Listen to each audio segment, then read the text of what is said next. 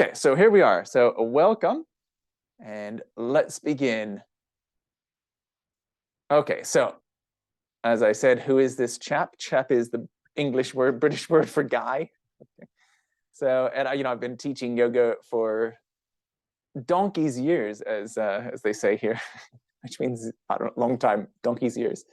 I've been teaching anatomy on yoga teacher training programs, mainly in the UK, but then also internationally. And I love it, totally love it. I have a BA in dance, Bachelor of Arts in Dance from Long Beach State University, actually. And it wasn't all fluffy. We actually did some good science there. I did, anatomy and physiology, injury prevention, and that sort of thing. But I did want something a little bit more solid, a little bit more sciencey, especially before going in writing a book. So I completed a master's in exercise science, and that was incredible. I love it. I loved it. And if anyone ever is thinking of, going for higher education, a postgraduate degree, I cannot recommend it enough. It just really honed my critical thinking skills, and it was a great time. And then I'm the co-author of The Physiology of Yoga. And so this book here. And, my co-author is Andrew McGonigal. Maybe you've heard of him as a Dr. Yogi.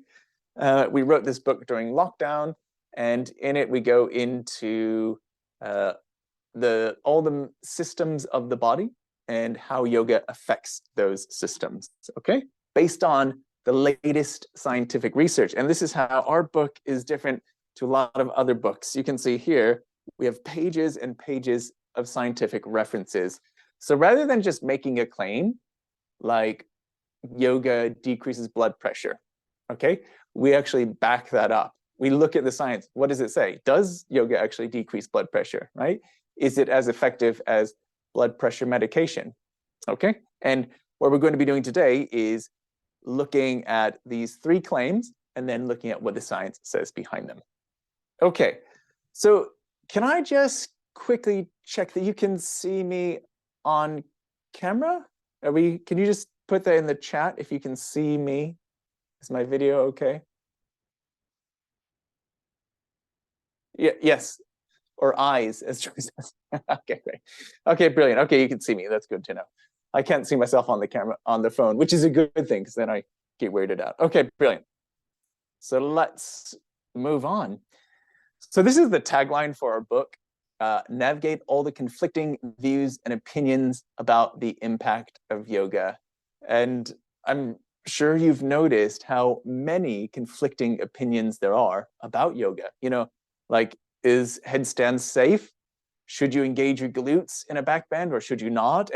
And quite often there's a lot of fear-based language that goes around it. Like, if you do engage your glutes, you're going to compress the sacroiliac joint or the lumbar spine or something like that.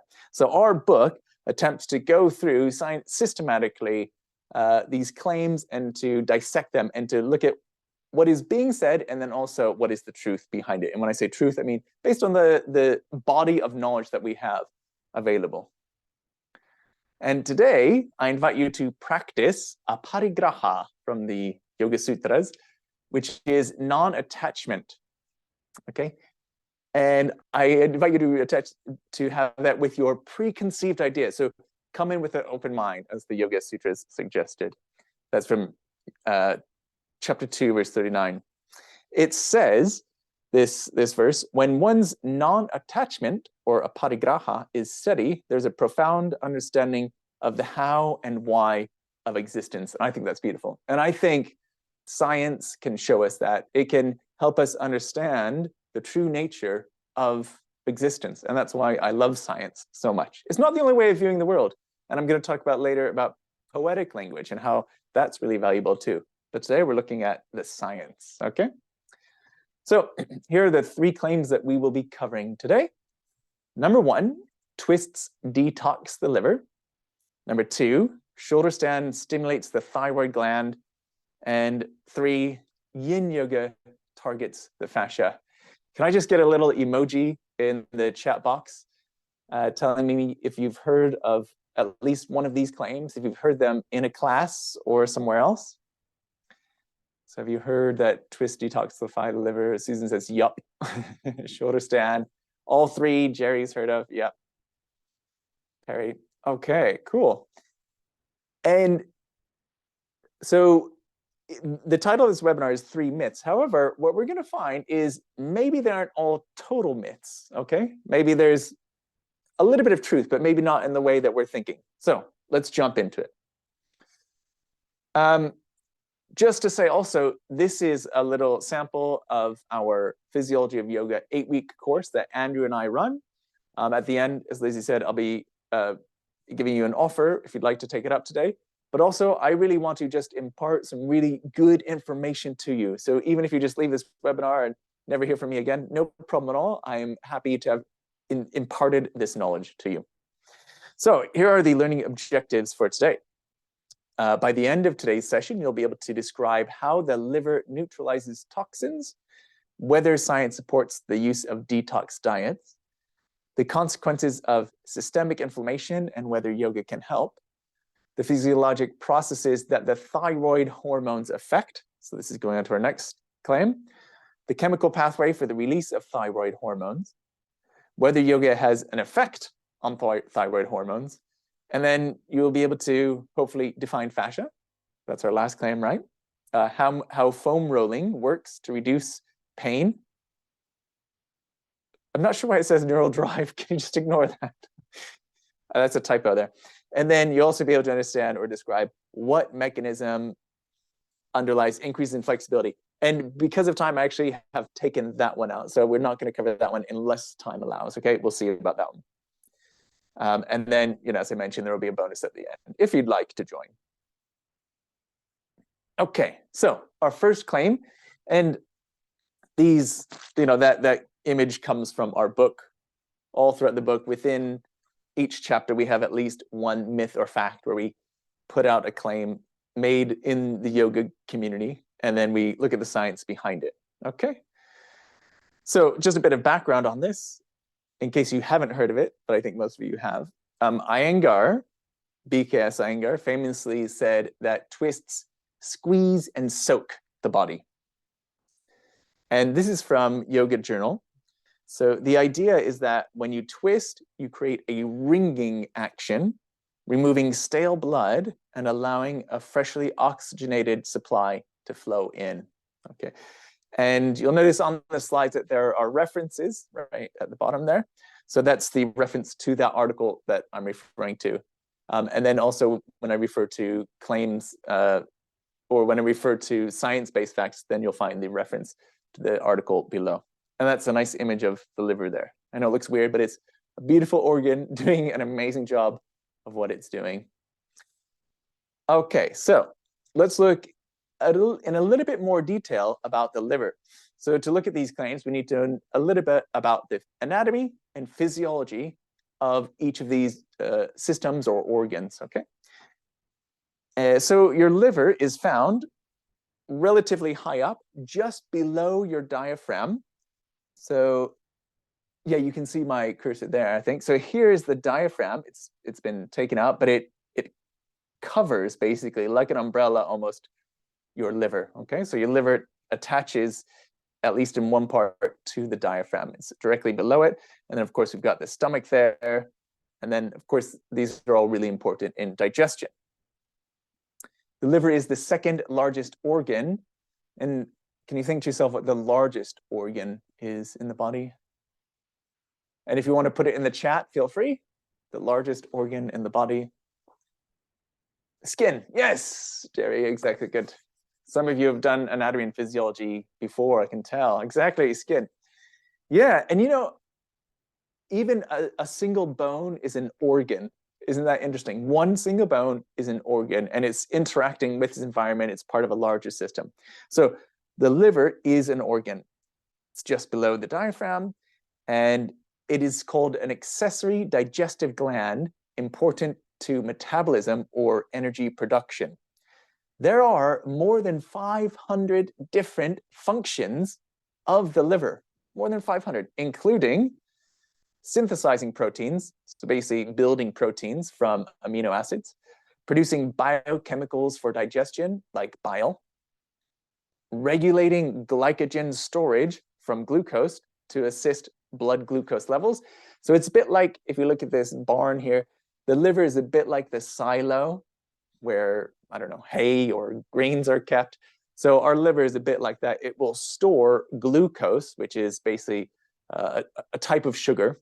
And specifically, it'll actually store it as glycogen, okay? And then it releases it into the blood system as needed. Because we as humans and all mammals need a continuous supply of energy, but we're not continuously eating, right?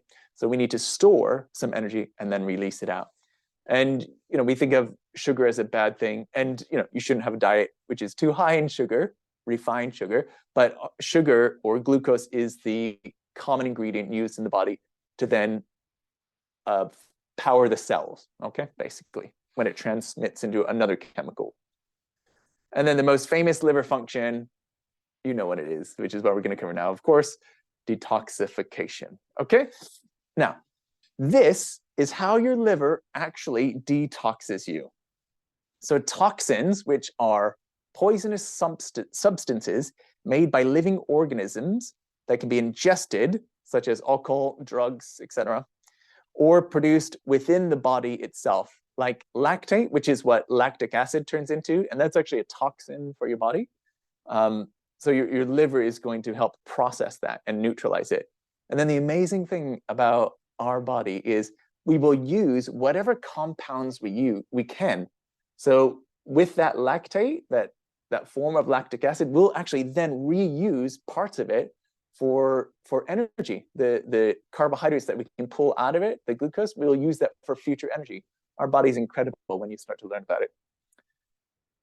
So your liver neutralizes these toxins 24 hours a day, 7 days a week, 365 days a year, 366 in the leap year, which is next year, in a cellular process called phagocytosis, rendering those chemicals harmless. And this is a little graphic of what it looks like. So this kind of snowflake-looking thing here is a toxin, whatever toxin it might be, okay?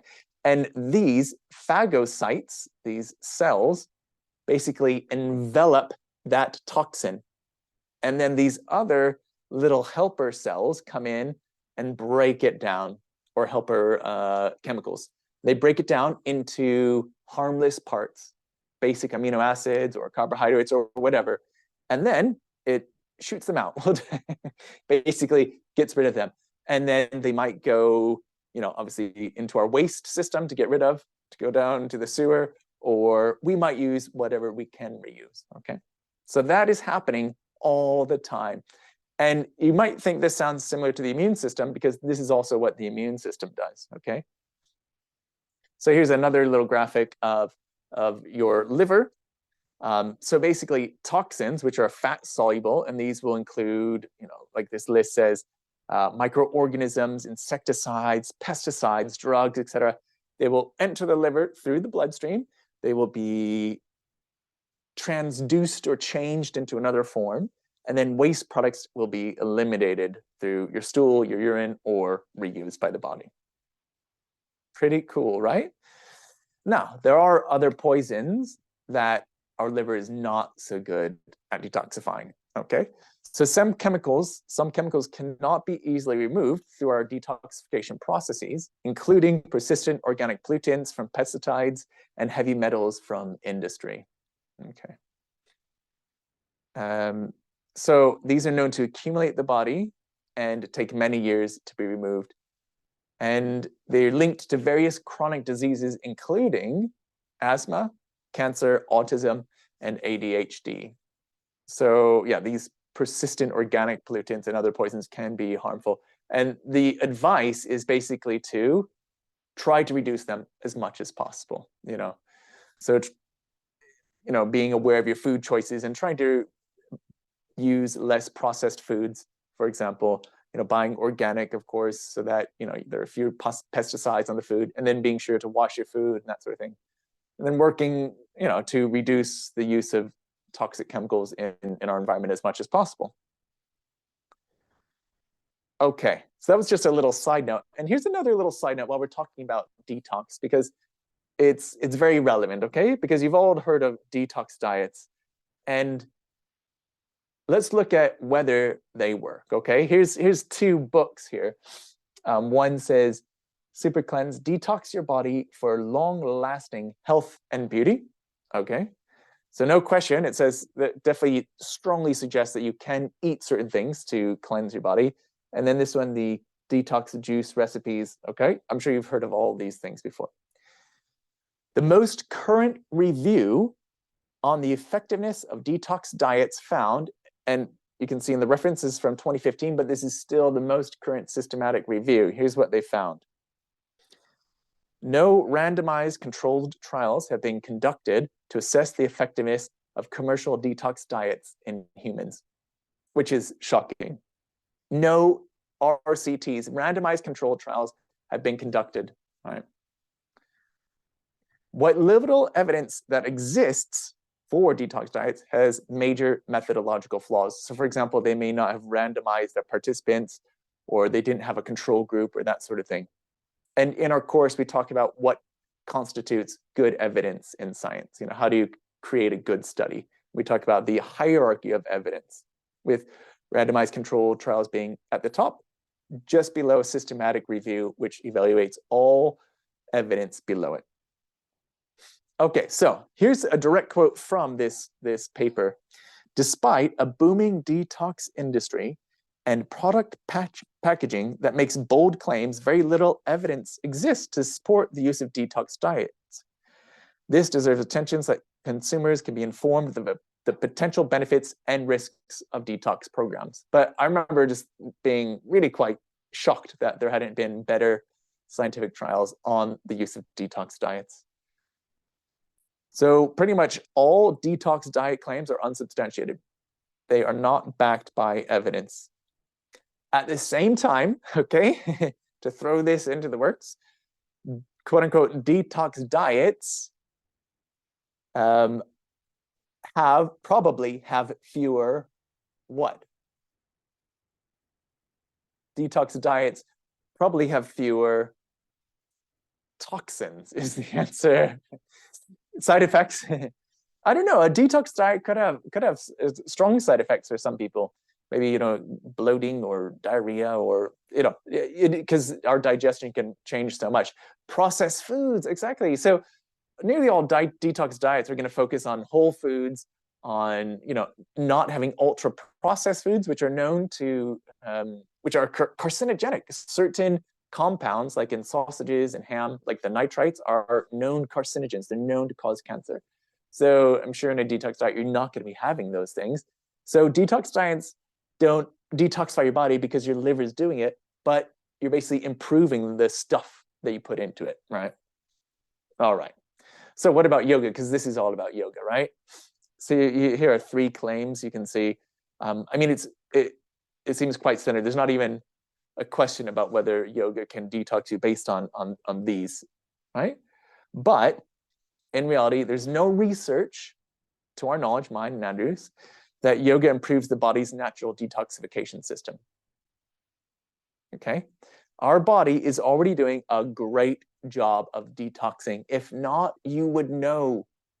You would have a lot of symptoms, even fatal ones, deathly ones. So not only would you have low energy, your skin could change color, and you could eventually die if you're not able to detoxify yourself, okay?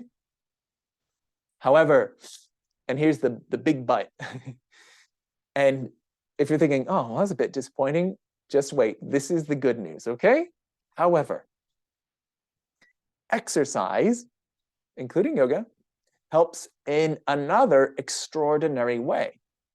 So exercise, including yoga, decreases systemic inflammation, which then allows all systems to work more efficiently, including those of digestion and detoxification. So chronic inflammation weakens many systems, and underlies many chronic diseases, including cardiovascular disease, diabetes, cancer, obesity, Alzheimer's, and more. And that graphic shows you some of the things that are affected by chronic inflammation, being in this state of increased inflammation in the body. Exercise also is known to increase circulation or improve circulation, so more nutrients and oxygen are available for digestion and detoxification. So, back to our myth or fact. Twists help the liver detoxify. Is this true? So basically, the squeeze and soak theory is just plain wrong. That's not how your body works. You're not grabbing onto the liver and twisting it around. And let me also say, the liver is really slippery. It has a fatty layer. You wouldn't be able to grab it and twist it. And when you're twisting, you're not twisting nearly far enough to really do anything to the liver. And what you're stopped by is your spine, really. The facet joints in your spine. That's what's going to stop your range of motion. It's not you getting to the point of twisting out the liver. So it's just wrong, really. It doesn't really make sense. 24 hours a day, your body is detoxifying itself, and it's a cellular process, not a mechanical one requiring the compressing, wringing, or stretching of internal organs.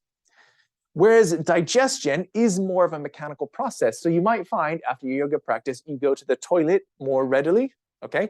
And that makes sense because you're helping to move things around the body when you do not just twists, but side bends, back bends, when you lie on your tummy and all that sort of stuff, even core work, right? But not for the liver so much. And then, as I said just a moment ago, the liver is very slippery. So you can't grab onto it, you can't squeeze it and soak it, you just can't. All right, cool. Here's a little self-test, which is an element that Andrew and I incorporated into our Physiology of Yoga course to change up the format and also to keep you awake. And also you can start to see that you've actually learned something, okay? So the liver neutralizes toxins 24 hours a day in a process known as neutralization, apoptosis, phagocytosis. Oh, that's it. Which one neutralizes toxins? C. Yeah, you can just put the letter there. Jerry says C. Diane says C. That's right. Exactly. C, perfect. Phagocytosis. Very good. Apoptosis is a thing that happens in your body. And what that happens is, that is basically cell death. Basically, when cells, they have damaged proteins, they basically burst, they explode, they kind of kill themselves, or another cell will kill it. This is your body's way of keeping itself renewed and recycled and fresh and preventing damage to your body. True, false, science supports the use of detox diets for improving detoxification. Just write T or F in the chat. Science supports the use of detox diets. Carrie Ann says false. Susan, false. Yeah. That's not to say diets won't help you. I'm sure they'll help you lose weight. I'm sure they'll help you decrease the toxins you take into your body. But they're not detoxifying you. Your liver is already doing that, right?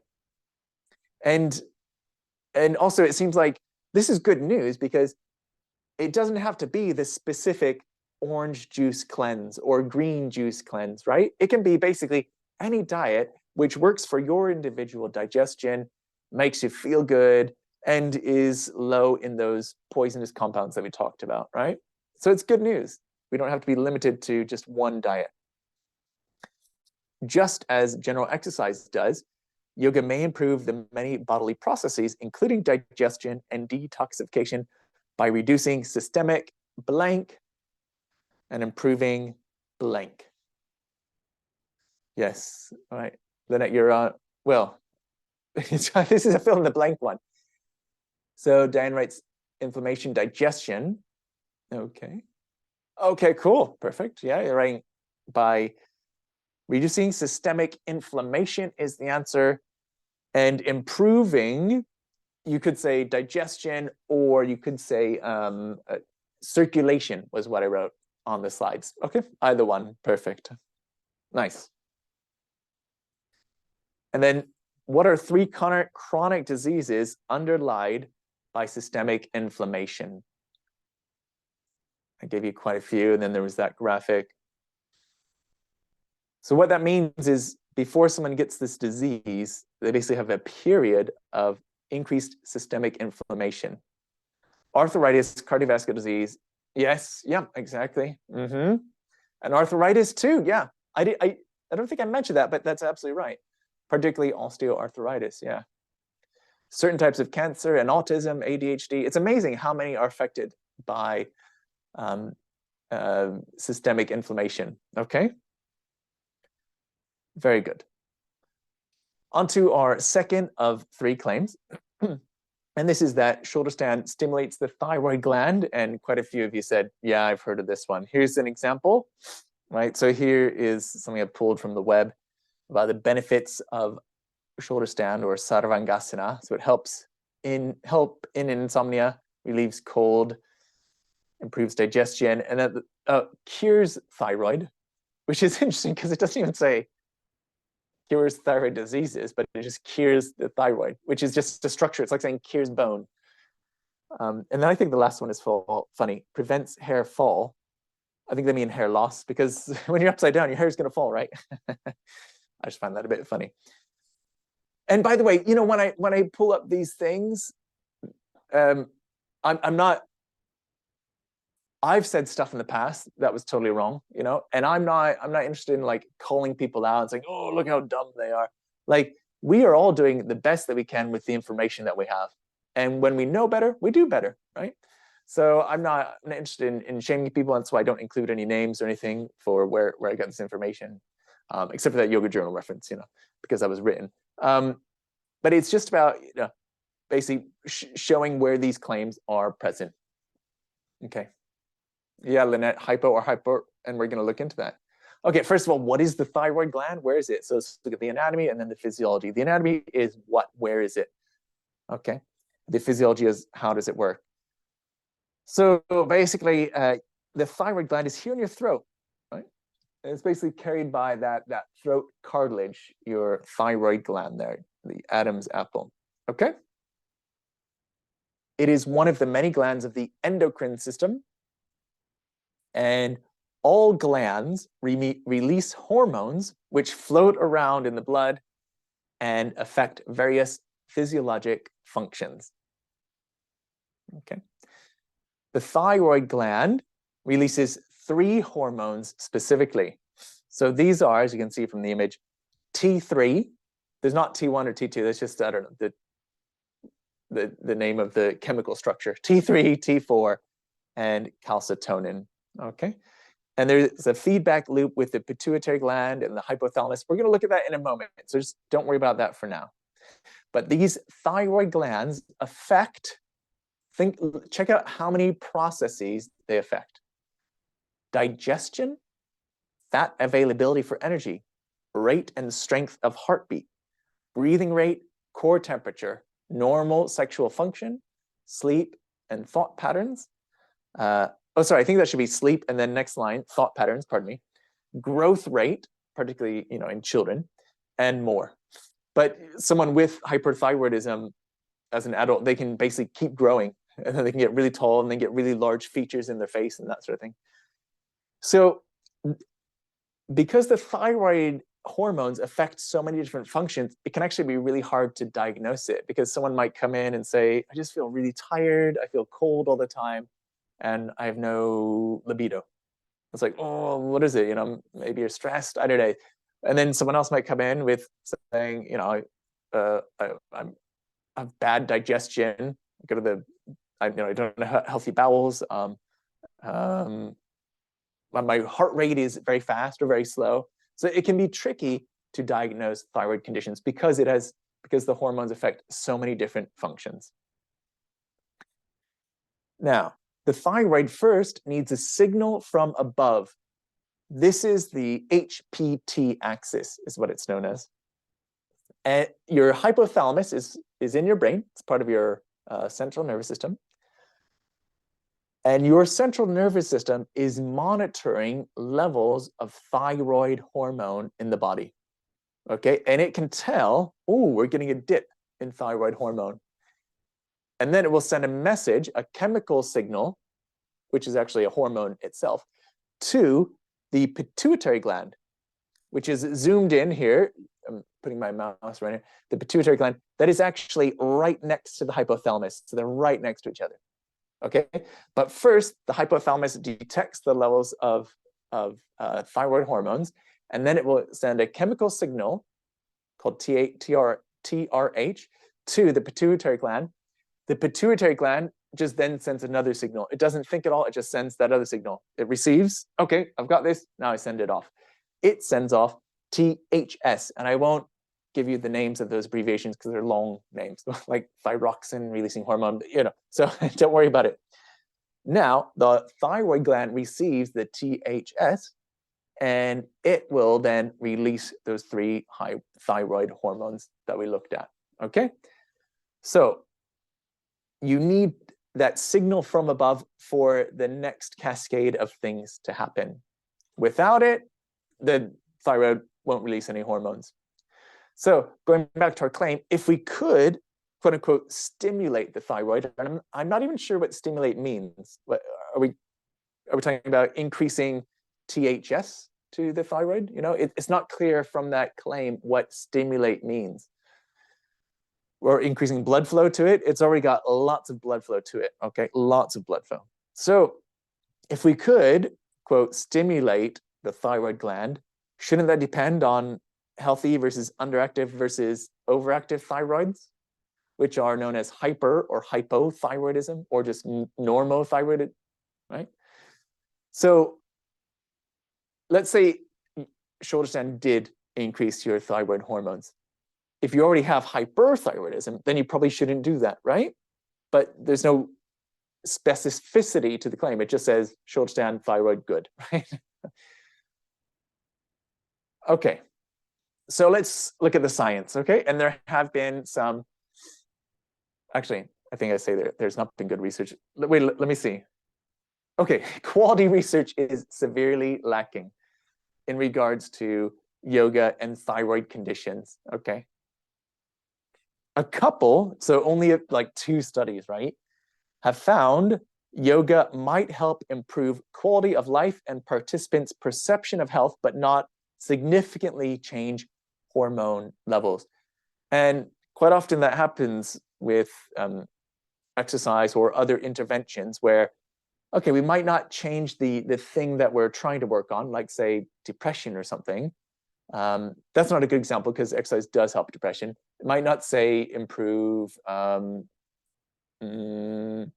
some other condition. Oh, like fibromyalgia. It might not actually help fibromyalgia, for example, perhaps, but then it can help the symptoms around it, okay? Which then will eventually get to the cause of the problem, because then if people feel better about themselves and they start sleeping better, then the cause of the problem will probably be improved, right? And a lot of research is showing that to improve thyroid conditions, both hyper and hypo, having a good diet, exercise, sleep, low stress levels, and that sort of thing can really have profound impacts. And we're going to look at right now general exercise, since there's not much good research on yoga. The good news is considerable research on general exercise and thyroid conditions exists.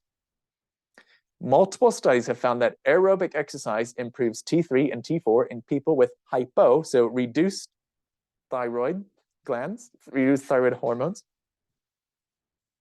The ideal intensity seems to be around 70% of maximal effort, with diminishing returns thereafter. And exercise's secondary benefits can also help with improving mood. You know that you feel better after you exercise, including yoga. With weight loss, increased energy, improved self-esteem, and self-efficacy, which is your belief in yourself to overcome and do things, right? So,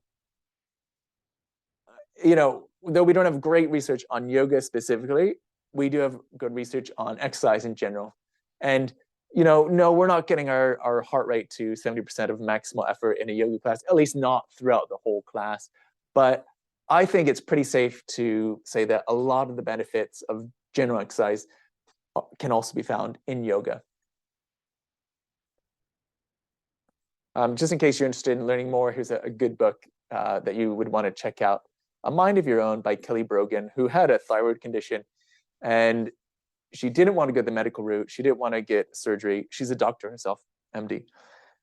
And basically, this is her journey to overcoming her thyroid condition. And through a holistic approach, particularly through looking at her sleep, like I was saying, lifestyle, food, stress, and that sort of thing. Okay, so to conclude this one, does Shoulderstand stimulate the thyroid gland? There's really, it's just not been studied scientifically, and it's based on pure speculation on unsound principles, on principles that don't really make sense. Also, we need to ask the question, does the thyroid need stimulating, whatever stimulating might mean? And remember, it's part of the hypothalamus pituitary axis. So if the problem is above that, for example, if you have a tumor in your pituitary gland or your hypothalamus, you're not going to be getting that release, or you might be getting too much release of those above level hormones, which is going to affect your thyroid, right? What we do know is all exercise has some beneficial effects on the endocrine system, including the thyroid gland. Okay. All right. A little self-test for thyroid. The three thyroid hormones affect which physiologic processes? Can you just type a couple of things in there? Which body processes are affected by the thyroid hormones?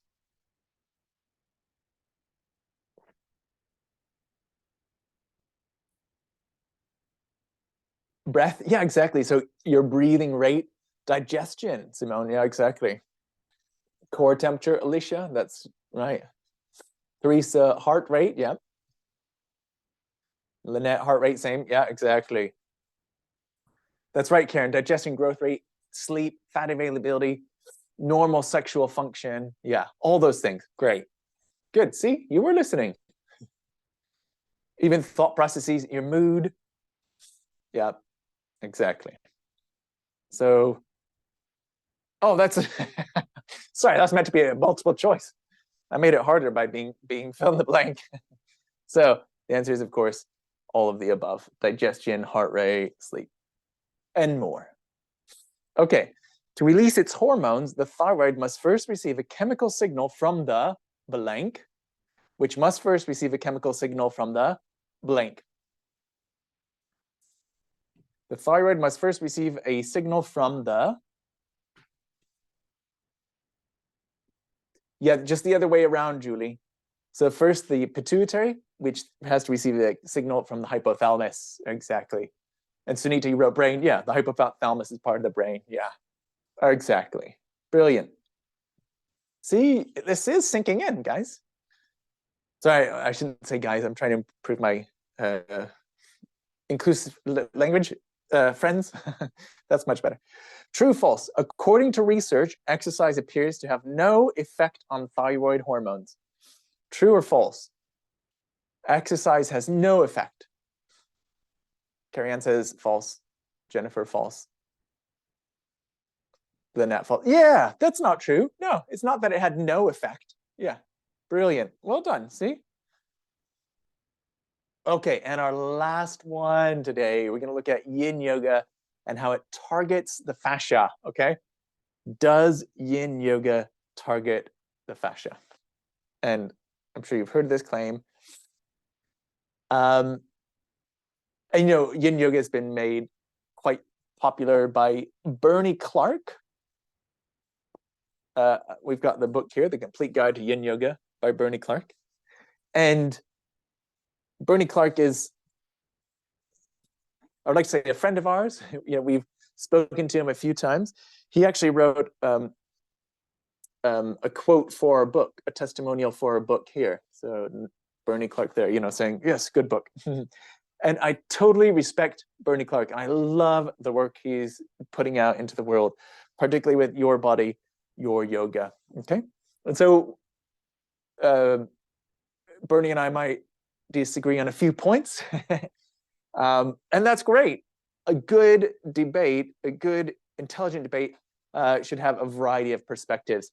And actually, what I'm going to show you today is not that yin yoga doesn't target the fascia, but actually that's just too vague of a claim to really mean anything. Okay, so let's have a look. First of all, just in case you're wondering yet what yin yoga is, in case you haven't heard of it yet. And by the way, I do love it. It's a brilliant practice. It's so nice to practice. So I do recommend trying it if you haven't. But it is a slow-paced style of yoga with postures often held for 3 to 5 minutes. In that image, the practitioner is in shoelace, as it's called. In yoga, we would call that half of cow face pose, in our vinyasa classes. And you then probably fold forward to get a stretch on certain muscles and fascia and that sort of thing. Okay. Here are just a few things that I pulled up from blogs and that sort of thing. Top poses for fascia release, yin yoga for fascia health, and the issues in our tissues. I'm sure you've heard of that before. Okay, so first of all, what is fascia? Okay, remember one of your learning objectives was to be able to describe fascia or define it by the end. So let's look at this. First of all, there's not one agreed definition, There is the Fascia Research Congress, which comes out with their definition, but Grey's Anatomy, which is not just a television program, but an actual book, they might have their own definition of fascia. And the Team Atlas of Anatomy might have their own definition of fascia, okay? There's not one agreed definition. Not like blood vessels, we've got that definition sorted. We know what that is, right? Here's the Fascia Research Congress. Connective tissue that encases or covers, permeates and divides all organs, including muscle, giving the body a functional and integrated structure. And they say fascia includes tendons, so all tendons are fascia, they're saying. Ligaments, which connect bone to bone. Coverings of neurons, sheaths around bones, that's called a periosteum, and fat tissue. Fat is also, by their definition, fascia. Okay? And just say, fascia was previously thrown in the bin during dissections, and we didn't think it had any function at all except just to hold stuff together. And now we're learning more, and it is fascinating or fascinating to learn about it. There are lots of pain receptors in fascia. It's a really interesting area of research. Okay, but let's look a little bit more closely. Does yoga affect it? And that definition was a little bit vague, so I'm going to show you some images of fascia, dissection images. So just to give you a little warning, if you're queasy, there's nothing honestly too bad. There's one where you're kind of pulling up skin, and you can so that's the one that's only the third images, but they're not too bad. But if you're queasy, then look away. Okay, so this is fascia basically as you pull bundles or fascicles of muscle. You'll see this fascia, which has, in this example, a web-like appearance, because there's so many different types of fascia. I think I want to say over 30, if I'm right. So they'll have different appearances, they'll have different functions and that sort of thing. And if you look at different type of fascia, and particularly close up, it might have this glossy appearance, this smooth appearance. And it's often said to glide between structures, which it does, and it helps that gliding action. This is the not great image. So this is basically like fat tissue, I believe, being pulled away. So fat tissue being pulled away from muscle, and you can see all the fascia there, right? And then finally, this is a pig's heart. And with this pig's heart, they have removed all other tissues. They removed all blood tissue. They've removed all nervous tissue. They've really removed all muscle tissue, and you're basically left with fascia. And the point is, you've got the same structure as the thing that you started with, just without the color kind of thing, right? So basically, it's sometimes said by fascia researchers that you can remove all their tissues in the body and you'd still have a human-like body, right? You'd still have the same shape of the body. It's basically, the point in this is, it's everywhere. So what does yin yoga supposedly do to fascia? Okay. So there appear to be two claims. And this is just, the word on the street, what I hear. These two claims. One, in which are in that book that I showed you, Yin Yoga. Yang practices target muscles, whereas yin practices target deep fascia. That's one claim that's often made. And Also, yin yoga releases the fascia. And so there's this idea that our fascia can be unhealthy and dehydrated and that sort of thing. And basically, yin yoga will help rehydrate it or / release it if it has fascial adhesion, which, by the way, we've still not seen a fascial adhesion under a microscope, except where you have a cut, like surgery or a wound or something like that. So whenever you stretch a muscle, you stretch its fascia. If you look at this image here, okay, this is a muscle, and then that's its tendon. This outside of the muscle is a layer of fascia. It's called the epimysium. Don't worry, you don't need to memorize that, but that's the layer of fascia. And then we can pull out a muscle bundle, and there we have another layer of fascia. So fascia covers the fascicle or the muscle bundle. We can go even deeper into the structure of muscle, and then we have the muscle fiber, which is a muscle cell. And guess what? That's covered by its own layer of fascia, known as the endomysium. That's around each muscle fiber. So you literally have fascia around fascia around fascia. And it's sometimes described or given the analogy of an orange or a citrus fruit, where you peel the orange, you've got the outside layer of fascia, and then you've got individual segments, that's another layer, and then you can pull those segments apart and then have little tiny sacs of juice, right? So muscle is a bit like that. Now, as muscle gets stronger, so does its fascia, right? And muscle gets stronger by using it, by loading it, by lifting up some weights, but also by going about your life and by doing a yoga practice to a certain degree, right? By doing press-ups, by doing things that your body is not accustomed to. Muscles will get stronger and they respond really quickly. The fascia around muscles will get stronger also. And I say, if it didn't, what would happen? So imagine if your muscles, the muscle proteins are really strong, but the fascia is not as strong, like your tendons are not as strong. This is very rare, but it can happen that the tendon can pull away from the bone, okay? That happens really only with steroids. When the muscles grow really quickly, okay, and then the connective tissue, the fascia, which takes longer to build up in strength, it doesn't correlate with the strength found in the muscles, okay? So if you're ever strengthening muscle, if you're ever stretching muscle, you are stretching the fascia and strengthening the fascia. They go hand in hand. You can't do one or the other.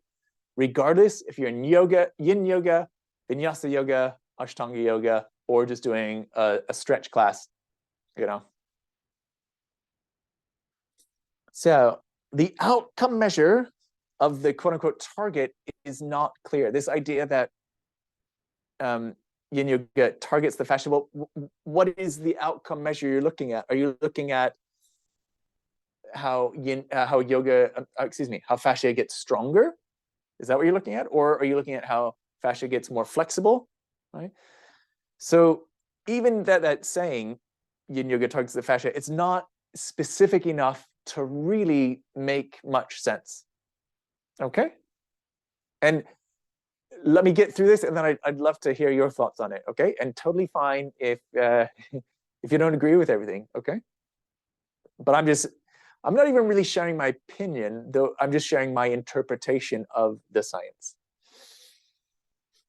So one of the outcome measures that I mentioned was releasing the fascia, okay? And you've heard of myofascial release and that sort of thing. So let's look at that in a little bit more detail. One of the things that's often said to release fascia is foam rolling, right? I'm sure you've heard of this. You roll on something, maybe on your IT band or somewhere else in the body, and this supposedly releases the fascia. Now, what we do know from science is that you will become temporarily more flexible after foam rolling. We know that. We've had a number of studies that have shown that. So you roll your calf muscle, and then you go into your downward dog or something, and look, I can get my heel lower down. Yes, temporarily though, okay? We also know from science that foam rolling and other forms of, myofascial release, in quotes, they can also help temporarily reduce pain. So if someone's got back pain, they roll out their back, and guess what? They feel better. And the science supports that, at least temporarily. And now we're going to look at how foam rolling probably does that based on the latest body of research. And it's basically known as pain modulation within the central nervous system. And even increasing your stretch. Basically, we are held back by our stretch tolerance, which is basically our ability to tolerate the pain of stretching or the discomfort or the sensation. And what happens is our central nervous system is modulated by that feeling, by foam rolling. Here are different theories of pain modulation and how they work. Basically, pain inhibits pain. You know how if you're, I don't know, getting a sliver removed and you bite your hand, that pain inhibits pain because you're creating this pain here and it's stronger than the pain of the sliver being removed or something. That is something that we have observed happen in the body. So that might be happening because you're rolling on your back and you know it doesn't feel great, right? Maybe your pain is being relieved by the new pain or the new sensation, right? Those sensations are also carried on different fibers. That dull ache of pain is carried on non-myelinated fibers, basically slower fibers, whereas sharper pain signals are carried by faster fibers. And so it's a bit like a train track. That's why I have this image. So basically, we can only receive one signal at a time, and the more urgent signal, the faster signal is going to go through more quickly and have priority. Another thing is soothing sensations inhibit pain. This is known as gate control. So similar idea as, only one thing can get through at a time. And basically, you know this, you've bruised your knee as a child, and then you ran up to your parent who stroked you on the forehead, said it's going to be okay, and your pain reduced, right? Because soothing sensation can inhibit pain. So if you're thinking, oh, but actually I find foam rolling feels good. Okay, well, maybe this is what's happening with you. The relaxation response. When you're foam rolling, you're not stressing out about that work email, are you? You're slowing down, you're being present. You pretty much have to be. You're probably focusing on your breath, on your body, that sort of thing, and relaxing. And then other psychosocial factors involved to that, even your own expectation that you're going to feel better. Okay, so let's look at this. Yin yoga targets the fascia, and this is the top image. That's an electron scanning microscope of fascia. I think it's a beautiful image of showing what it looks like under a microscope close up. So our point here is you can't stretch one and not the other. You can't stretch a muscle and not stretch the fascia. It's impossible, right? Here's what we know. Fascia is really tough, actually, and very large forces are needed to deform fascia, much more than passive stretching. Okay, so holding a stretch passively for 5 minutes is not enough to permanently change fascia. It's really tough stuff. In fact, your tendons are as strong as steel cables in terms of how much load they can hold.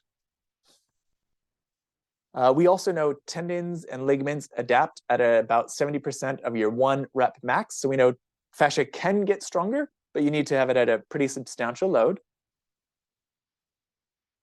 Here's what we don't know. What outcome measure is being considered? I mentioned that. What is the target? And we also don't know whether we would want to affect fascia more than other structures. Like, why is it better to, if you can target fascia, why would it be better to target that than muscle? Okay.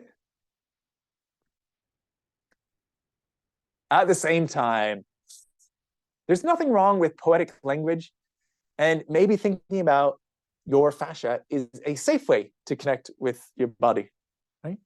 Perhaps. Here's an article, for example, that I pulled off the internet. Your issues are in your tissues.